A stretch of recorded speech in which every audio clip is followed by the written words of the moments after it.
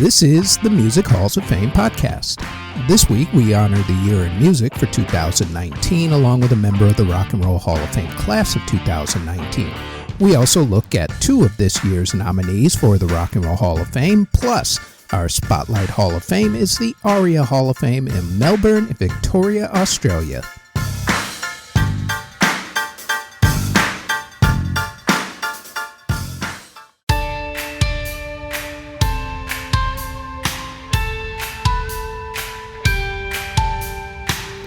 Before we get going with the podcast, like everyone tells you, please like, subscribe, and hit the notification bell so you'll know when these podcast episodes drop, which is usually every Thursday. Now, on to this week's episode.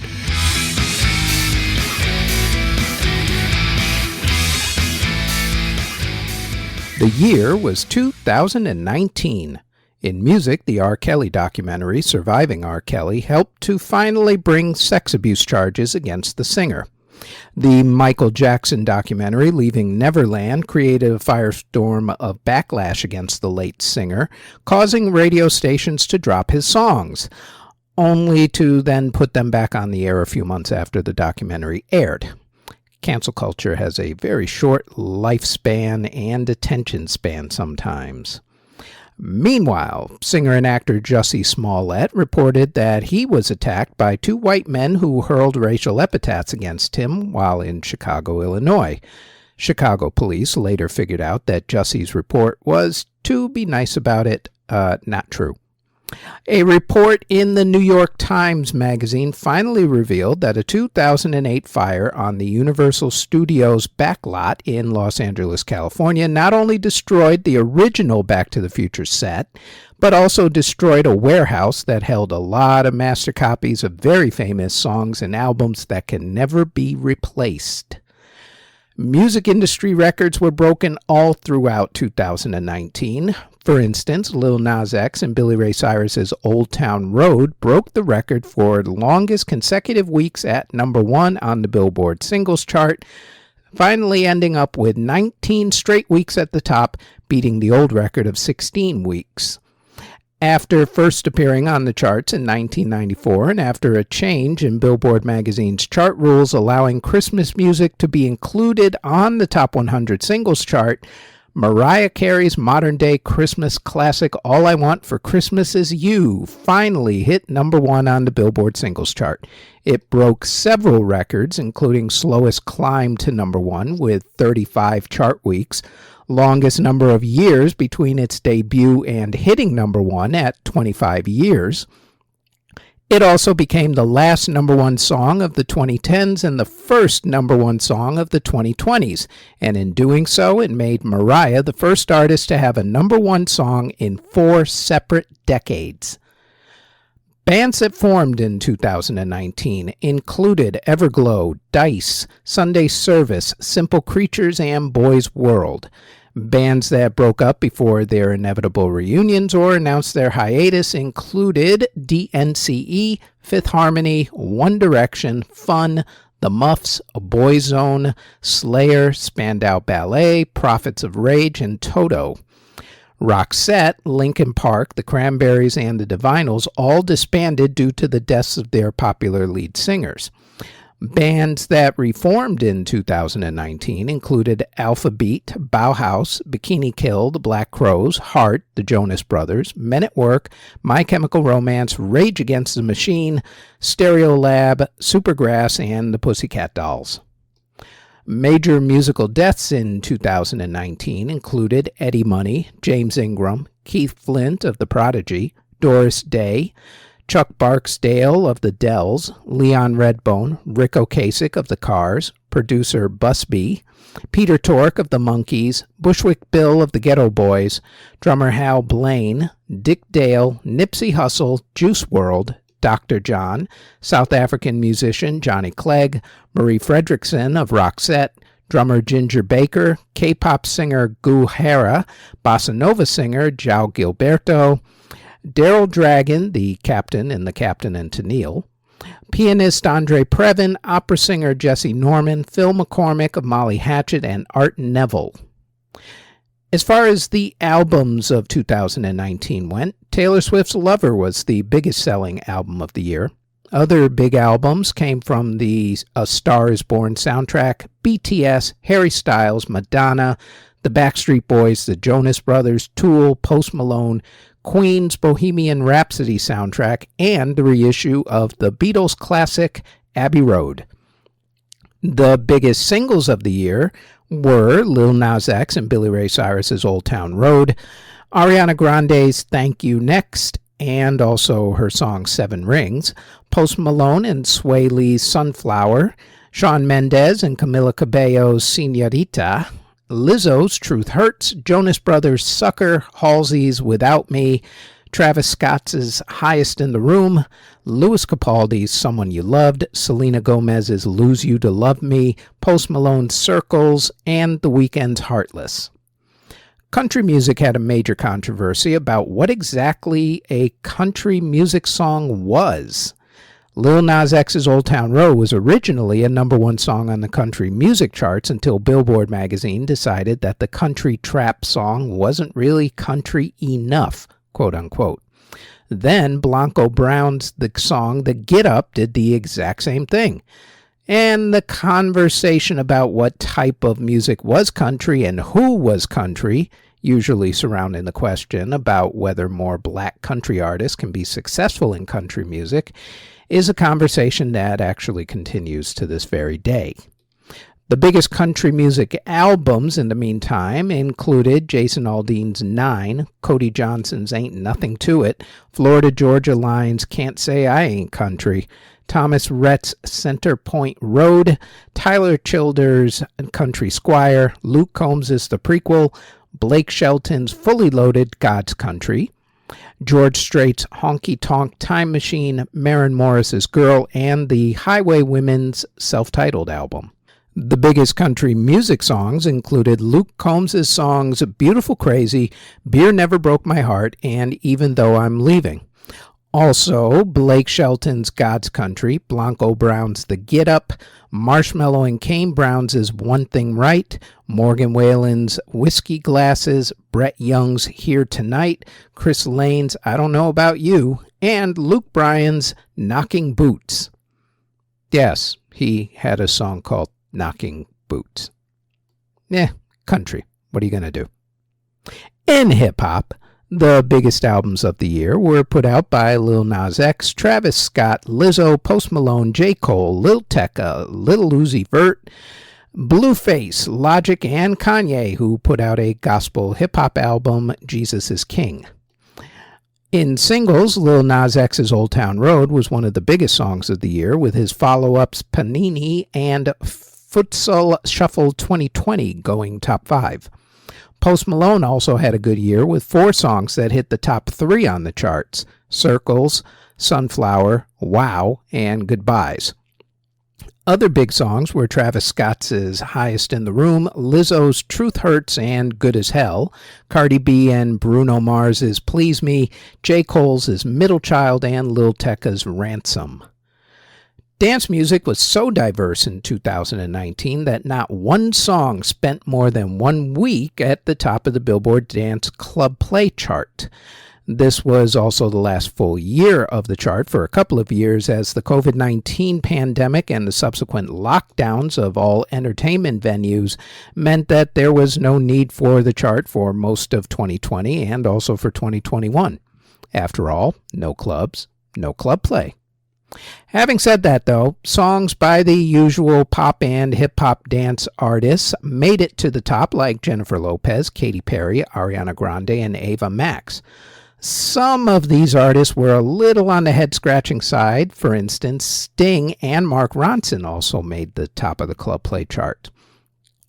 As far as the more quote-unquote legit EDM artists went, some of the most popular songs included Chris Lake's Stay With Me, Peggy Gou's Starry Night, Sophie Tucker and Juice Mirumba, Fisher's You Little Beauty, and Major Laser's Can't Take It With You. The biggest Latin artist of 2019 was Bad Bunny.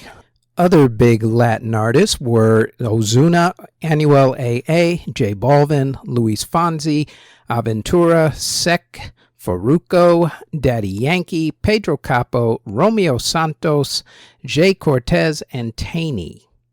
Musical movies that opened in 2019 included Rocket Man, Wild Rose, Yellow Rose, the live-action version of Disney's Aladdin, Frozen 2, the CGI version of Disney's The Lion King, Yesterday, Blinded by the Light, Judy, and Cats, which was universally panned. Musicals or revivals of musicals that opened in 2019 included Hadestown, Tina, the Tina Turner musical, Tootsie, Moulin Rouge, Kiss Me Kate, Beetlejuice, and Oklahoma. In awards for the music of 2019, the year will be remembered as the year of Billie Eilish, as the singer had the second biggest album of the year and broke records all year, becoming the first artist who was born in the 21st century to have a #1 song and a #1 album on the Billboard charts. At the Grammy Awards for the music of 2019, Billie, along with her producer brother Phineas, grabbed the big 4 major awards at the same ceremony. Billie became the first female and second person to pull off that feat since Christopher Cross did it back in the 1980s. Billie won Album of the Year for When We All Fall Asleep, Where Do We Go?, Song and Record of the Year for Bad Guy, and Best New Artist. At the American Music Awards, Taylor Swift won Artist of the Year. At the Billboard Music Awards, Post Malone won Artist of the Year during a ceremony that actually got pushed into late 2020 because of the pandemic. Usually, that ceremony would be held early in 2020 for the music of 2019. But then the pandemic hit right when the ceremony was going to happen, so they pushed it until very late. At the MTV Video Music Awards, Video of the Year went to Taylor Swift's You Need to Calm Down. Lizzo won Album of the Year for 'Cause I Love You, and Chris Brown and Drake won Best Song for No Guidance at the Soul Train Music Awards. Billie Eilish, Taylor Swift, Shawn Mendes, and Blackpink won the music categories at the People's Choice Awards. At the Eurovision Song Contest that was held in Tel Aviv, Israel, Dutch entry Duncan Lawrence won with the song Arcade. Garth Brooks won Entertainer of the Year at the Country Music Association Awards, and Carrie Underwood won Entertainer of the Year at the Academy of Country Music Awards. Dave won Best British Album for Psychodrama, and Lewis Capaldi won Best Song for Someone You Loved at the Brit Awards. Alicia Cara won Best Album for The Pains of Growing, while Camila Cabello and Shawn Mendes won Best Song for Señorita, and Shawn Mendes won Artist of the Year at the Juno Awards. Dean Lewis won Album of the Year for A Place We Knew, and Guy Sebastian won Single of the Year for Choir at the ARIA Music Awards. At the Tony Awards, Hadestown won Best Musical, and Oklahoma won Best Revival of a Musical. The Pulitzer Prize for Music was won by Ellen Reed for Prism. Musically at the Academy Awards, Elton John and Bernie Taupin won Best Song for I'm Gonna Love Me Again from Rocket Man, and the movie Joker won Best Original Score. Dave won the Mercury Music Prize for his album Psychodrama. The 2019 Rock and Roll Hall of Fame induction ceremony took place on March 29th at the Barclays Center in Brooklyn, New York. That year, the Hall inducted the Chantel's Maybe, the Champs' Tequila, Barrett Strong's Money, That's What I Want, the Isley Brothers' Twist and Shout, the Shangri-La's Leader of the Pack, and the Shadow of Night's Gloria into the singles category, which was a category that has been on and off rather sporadically over the last 5 years or so. And in the performers category, the Hall inducted Janet Jackson, Stevie Nicks, Radiohead, Roxy Music, The Cure, The Zombies, and this next group.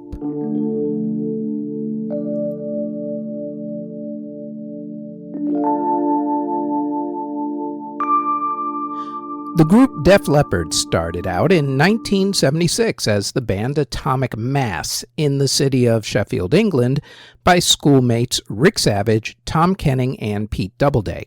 Pete Willis joined up in 1977 along with Nick Mackley, Andy Nicholas, Melanie Davis, Nick Hornt, and Paul Hampshire, as members were joining and leaving all the time, mainly due to the fact that they were still in high school. Singer Joe Elliott auditioned to be one of the guitarists, but it was decided that he would become the lead singer. Guitarist Steve Clark and drummer Rick Allen came on board soon thereafter in 1978. The name Def Leppard came from a newspaper headline that read, Def Leppard, Def Leppards Deformed. Deaf being hard of hearing, they changed up the spellings, I'm assuming so that they wouldn't get sued. Right around the time that they were working on their EP, the Def Leppard EP, Kenning left the band and was replaced by Frank Noon. By the time all the band shuffling back and forth had finally finished up and they released their debut album, the group finally consisted of Savage, Clark, Elliott, Allen, and Willis. The group released their debut album, On Through the Night, on March 14, 1980. The album originally didn't do too well except in the Sheffield area. Eventually, though, it caught on and at one time actually hit number 12 on the Billboard Albums chart. It also got the attention of legendary producer Mutt Lange, who produced AC/DC's classic album Back in Black, and would also go on to craft Bryan Adams and Shania Twain's albums, along with marrying Shania Twain for a number of years. Mutt took a liking to the band and would go on to produce the band's next few albums. Mutt and the band worked on the group's follow-up album, High and Dry, which was released on July 11, 1981. The band didn't have an official hit from the album, and the sales figures weren't all that spectacular. The band did have a music video, though, for their song Bringin' On the Heartbreak, which would turn the song into a cult hit, as it was one of the first hard rock music videos that the fledgling TV channel MTV played at that point.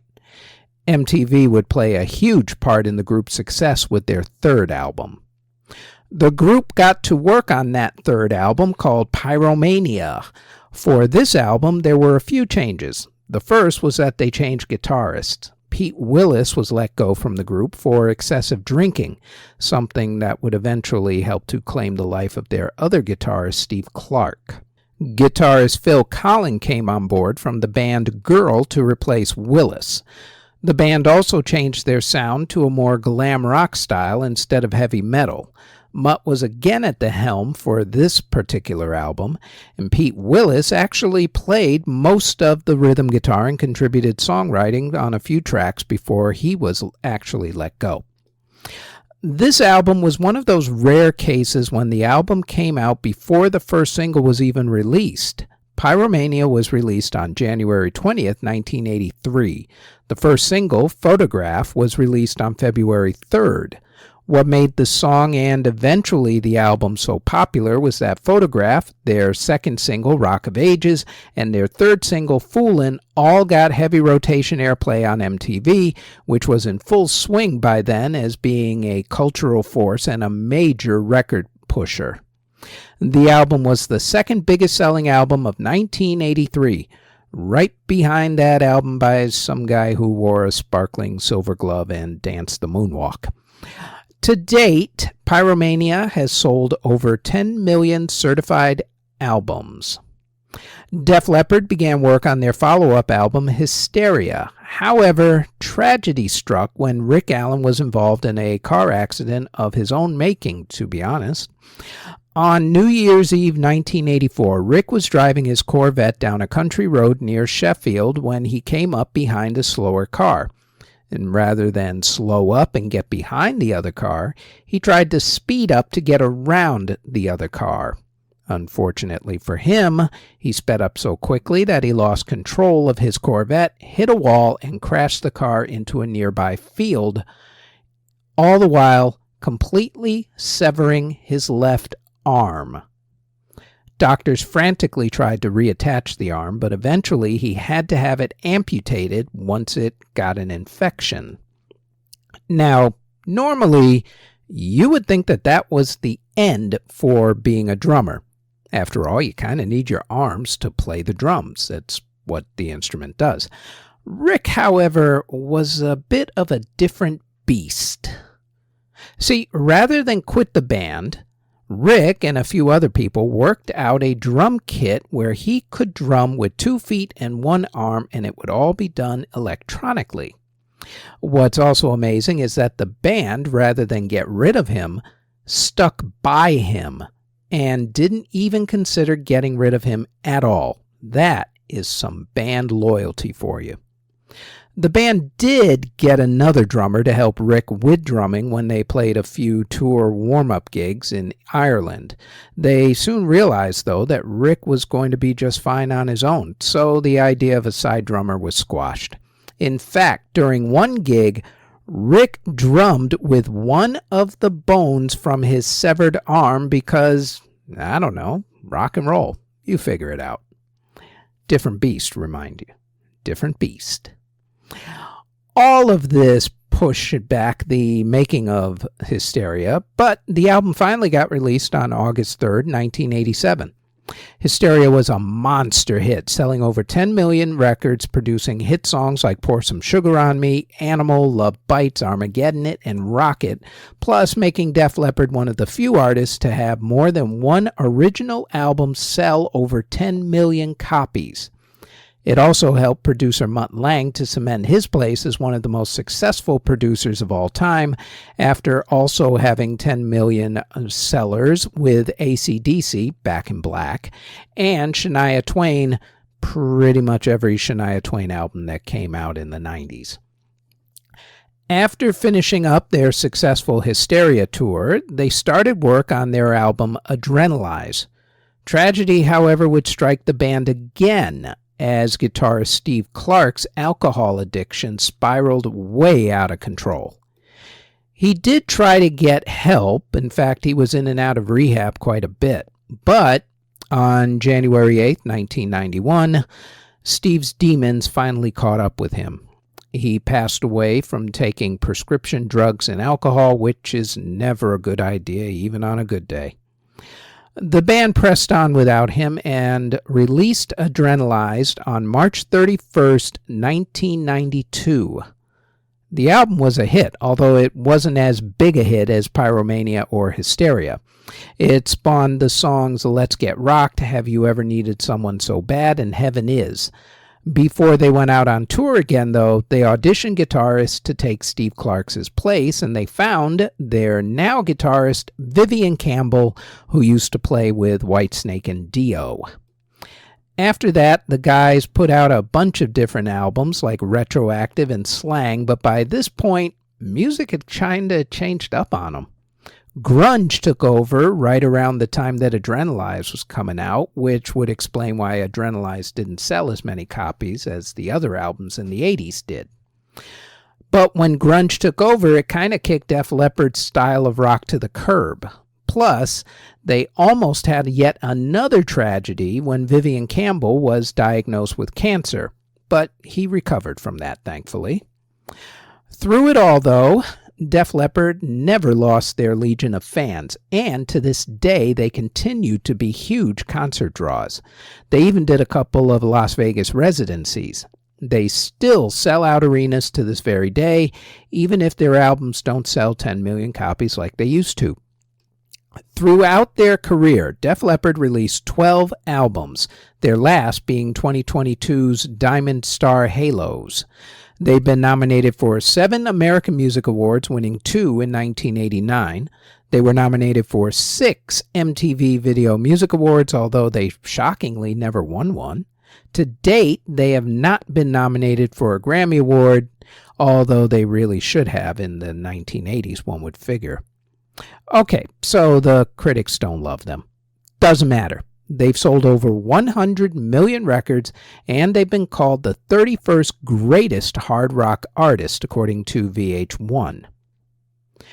Presented for induction by Brian May of 2001 Rock and Roll Hall of Fame inductees Queen, Joe Elliott, Rick Allen, Vivian Campbell, Steve Clark, Phil Collen, Rick Savage, and because he was on the first couple of albums, Pete Willis. Def Leppard, inducted into the Rock and Roll Hall of Fame, class of 2019. And on this podcast playlist, which you can find on YouTube Music, I have put Pyromania, Hysteria, Adrenalize, and a couple other choice songs onto the playlist. Link is in the show notes.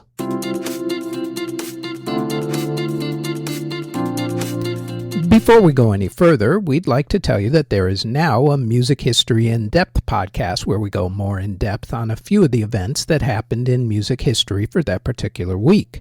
The Music History In-Depth podcast drops every Tuesday on YouTube or wherever you get your podcast from, as does our Music History Today podcast, which goes over the daily events in music history. The Music History Today podcast drops daily, including weekends, on YouTube or wherever you get your podcasts. Now, back to this podcast.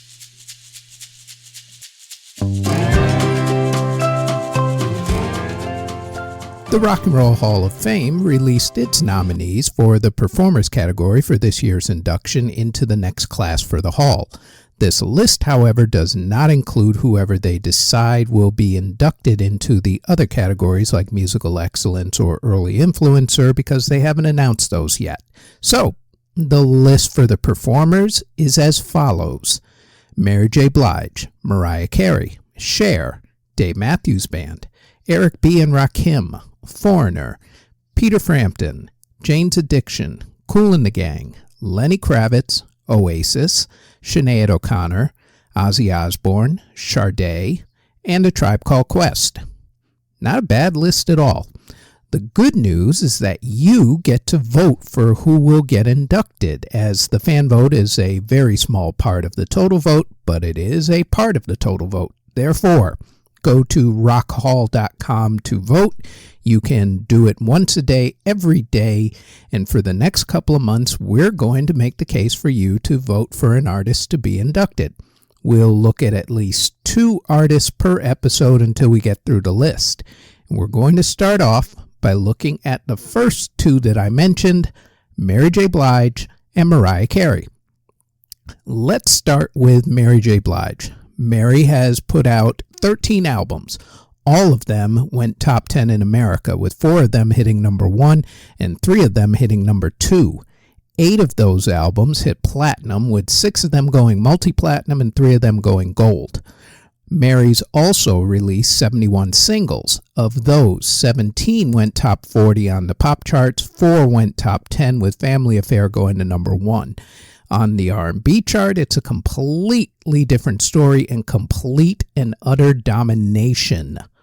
Mary's had 45 top 40 songs, with 19 hitting the top 10, and 5 of those songs, Family Affair, Be Without You, Not Gonna Cry, You Remind Me, and Real Love, all going to the number 1 spot. Mary has also won 9 Grammy Awards. She was also nominated for a Best Supporting Actress Oscar and a Best Song Oscar, both in the same year, becoming the first person to ever do that. As far as her influence goes, Mary's known as the Queen of Hip-Hop Soul for marrying the 2 genres together and making both of them more mainstream. As great as that is, though, it'll probably be more for her commercial success that voters will probably look at and hopefully induct her for. Now, to the Queen of Christmas herself, Mariah Carey. Mariah has released 15 studio albums, 2 soundtrack albums, 8 compilation albums, 1 remix album, and 4 EPs. Of those, all of the studio albums, 2 of the compilation albums, and 1 EP have gone top 10 on the American charts, including 6 of them hitting number 1. Mariah has also released 88 singles. Of those, 40 have gone top 10 on the American charts, including 27 of those that went to number 1. Yes, that of course does include All I Want for Christmas Is You. She has had a number 1 single in every single decade since her first one back in the 1990s. Mariah Carey held the record for the longest stretch at number 1 on the Billboard Singles Chart with Boyz II Men with the song One Sweet Day. That is until Daddy Yankee, Luis Fonsi, and Justin Bieber tied that record with Despacito, and Mark Ronson and Bruno Mars broke that record with Uptown Funk, and then, of course, Old Town Road from Lil Nas X and Billy Ray Cyrus came along and just shattered the record. Mariah still, however, holds numerous other chart records and is Columbia Records' biggest selling artist of all time. In the era of greatest female pop, dance, R&B artists of the 1980s and 90s, there are basically four that were considered the four horsewomen of the apocalypse, you might say, as opposed to the four horsemen. They were, of course, Madonna, Janet Jackson, Whitney Houston, and Mariah. And out of those four ladies who are eligible, three of them are now in, Madonna, Whitney, and Janet, into the Rock and Roll Hall of Fame, with Janet being the last one to go in only a few years ago, back in 2019. Now, while Madonna, Whitney, and Janet owned the 80s and the early 90s, Mariah has pretty much owned the 90s into the early part of the millennium. She is the biggest selling female artist worldwide of the last century and the biggest selling artist worldwide regardless of genre of the 1990s. She's won 168 awards out of 303 nominations, including 6 Grammy Awards out of 34 nominations, and was ranked second on VH1's Greatest Women in Music list. Her biggest legacy and influence, for better or for worse perhaps, are her vocal skills. She has a 5-octave range and can hit notes that only dogs can hear. Okay, not so much anymore. She's getting older, but you get the point. As such, nearly every singer now thinks that they can sing like her, and unfortunately, nearly every singer tries to. A lot of them not only can't sing like her, they absolutely ruin their voices trying. That just goes to show you, though, just how unique a voice Mariah Carey has. This year, I think, is the year for Mariah to finally be inducted, and you can help decide that by voting. At last check, there were over 1 million votes already cast. Make yours be one of them. I know mine was.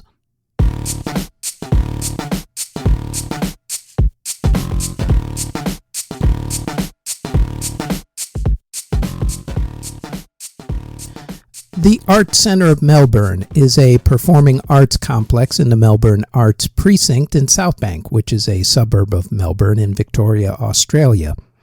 The centre was constructed starting in 1973 and completed in 1984 when it fully opened.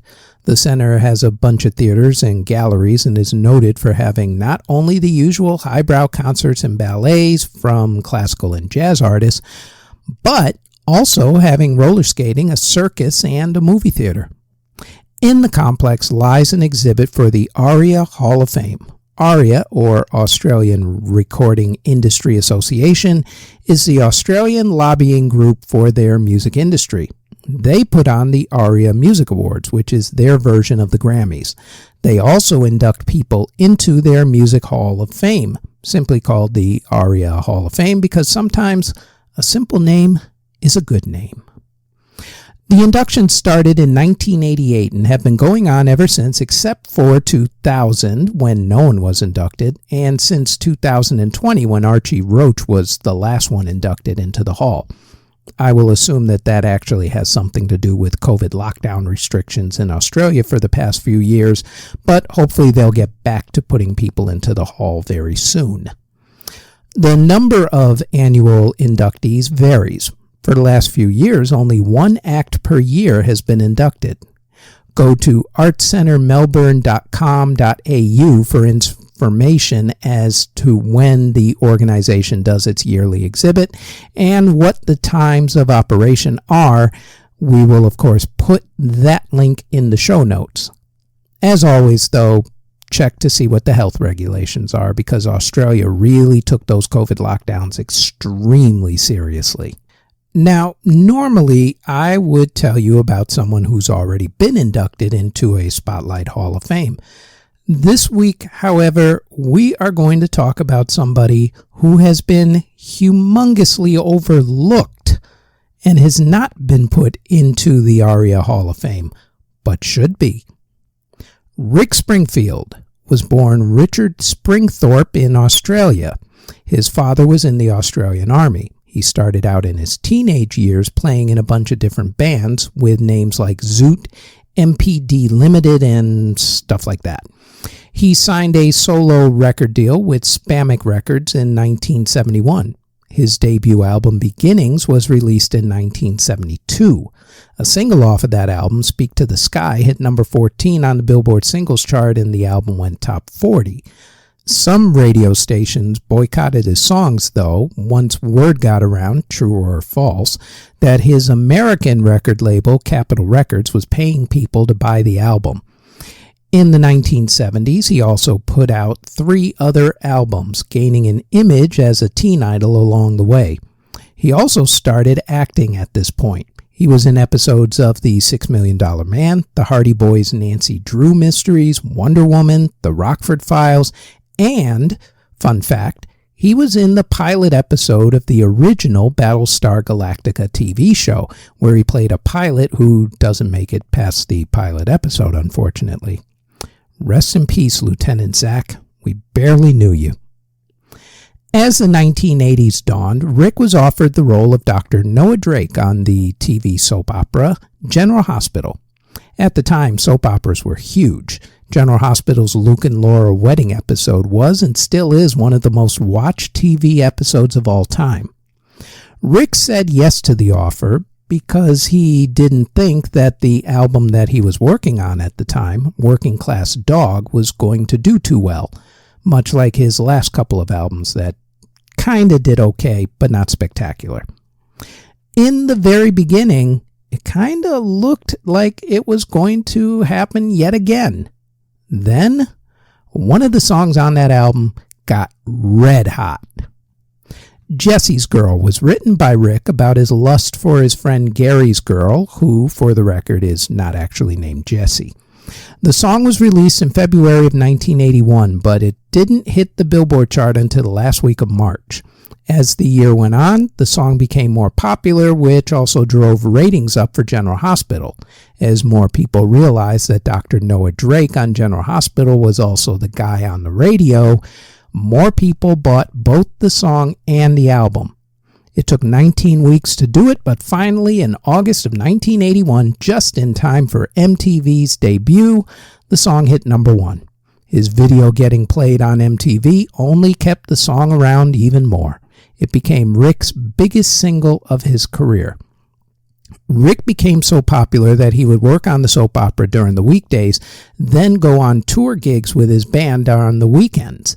He would win the Grammy Award for Best Male Rock Vocal Performance and would have a lot of hits in the 1980s like Don't Talk to Strangers, Affair of the Heart, Calling All Girls, I've Done Everything for You, Human Touch, and a ton more. He's actually acted on General Hospital on and off for the past 4 decades, and he still puts out albums and he still goes out on tour. Now, with all of his hit songs and hit albums, not to mention his Grammy Awards, and considering that he's had more hit songs and albums than, say, Men at Work, who are in the ARIA Hall of Fame, I don't get why Rick Springfield isn't in. If there's a technicality as to why he's not there, I can't figure it out. He released his first albums in Australia, and he's from Australia, so that can't be it. I'm a little confused, especially when you consider that the Bee Gees were actually born in the Isle of Man, which is part of the United Kingdom, but grew up in Australia, and the Bee Gees have been inducted into the ARIA Hall of Fame for decades. Still, kind of confused.